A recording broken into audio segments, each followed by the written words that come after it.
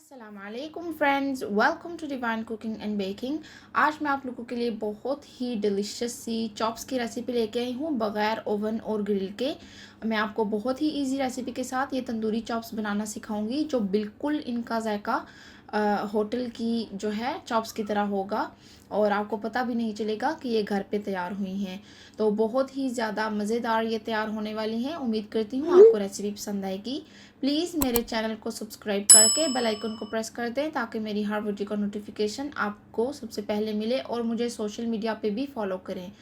तो यहाँ पे मैंने 15 जो है वो चॉप्स ली हुई हैं और इसके अंदर मैं 1 कप दही का शामिल कर रही हूँ। तो दही जो है वो बहुत थिक नहीं होना चाहिए। और इसके बाद मैं इसके अंदर अपने तमाम मसाले शामिल करूँगी, जिसमें सबसे पहले मैं गार्लिक पाउडर डाल रही हूँ 1 टेबलस्पून। तो आपके पास अगर गार्लिक पाउडर नहीं है तो आप फ्रेश गार्लिक का इस्तेमाल भी कर सकते हैं। और इसके बाद इसमें डाल रही हूँ हल्दी का पाउडर और वो मैंने लिया है 1 टीस्पून। और इसके बाद डाल रही हूँ इसमें मैं खुश्क धनिया, सूखा धनिया का पाउडर और वो मैंने लिया है 1 टेबलस्पून। और इसके बाद इसके अंदर मैं डाल रही हूँ काली मिर्चों का पाउडर और वो लिया है मैंने 1 टीस्पून। और मसाले ये जो चिली है, ब्लैक पेपर पाउडर और तंदूरी मसाला जो मैं इसमें ऐड करूँगी, इसकी क्वांटिटी आप कम या ज़्यादा अपने हिसाब से कर सकते हैं। और इसके बाद इसमें डाल रही हूँ मैं सिरका 1 टेबलस्पून। और इसके बाद मैं इसमें डालूँगी तंदूरी मसाला। तो तंदूरी मसाला किसी भी ब्रांड का, शान या नेशनल, जो भी आप पसंद करते हैं वो इस्तेमाल कर सकते हैं। वो मैंने डाला है यहाँ पे 3 टेबलस्पून। तो तंदूरी मसाला अगर नहीं भी डालें तो भी इनका जायका जो है वो बहुत अच्छा होगा। इसके बगैर भी आप बना सकते हैं। और इसके बाद मैं इसमें डाल रही हूँ कुकिंग ऑयल और वो मैंने लिया है 3 टेबलस्पून। तो अच्छे तरीके से जो है वो इसको मैरिनेट कर लें आप। और इसको मैरिनेट करके आप तकरीबन 3 से 4 घंटों के लिए एटलीस्ट इसको मैरिनेट करके रखें फ्रिज में। और अगर आप तो इसको ओवरनाइट मैरिनेट करके रखते हैं तो बहुत ही अच्छी बात होगी, इसका जायका और भी अच्छा होगा। तो लेकिन 3 से 4 घंटे लाजमी इसको आपने रखना है। तो यहाँ पे मैं पॉट के अंदर जो है वो बटर डाल रही हूँ 2 टेबलस्पून के बराबर। और अगर आप चाहें तो ऑयल का इस्तेमाल भी कर सकते हैं। फिर मैं इसमें अपनी मैरिनेट की हुई जो है तमाम चॉप्स डाल दूँगी।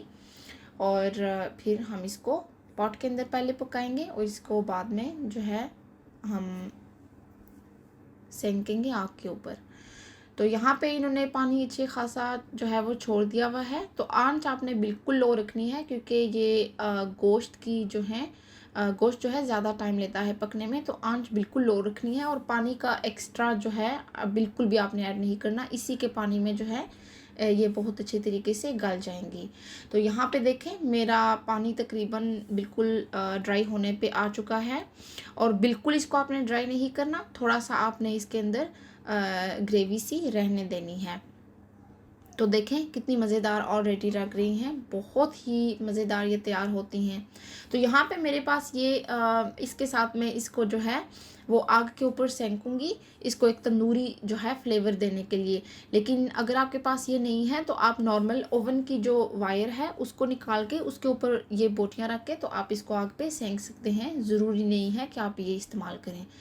तो इस तरीके से आपने जो है बहुत ही बिल्कुल आग के ऊपर इनको 3 से 4 मिनट के लिए इस तरह से सेंकना है।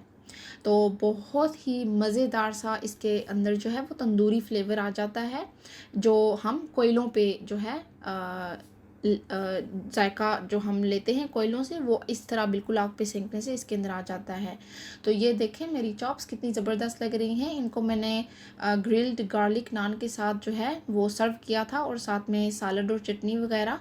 तो देखें मेरी कितनी ज़बरदस्त गली हुई हैं और कितनी बिल्कुल ड्राई नहीं लग रही, बहुत अच्छी मॉइस्ट सी बनी है। तो उम्मीद करती हूँ आपको रेसिपी पसंद आई होगी। तो दुआओं में ख़ास याद रखें। इजाज़त चाहूँगी। खुदा हाफिज़।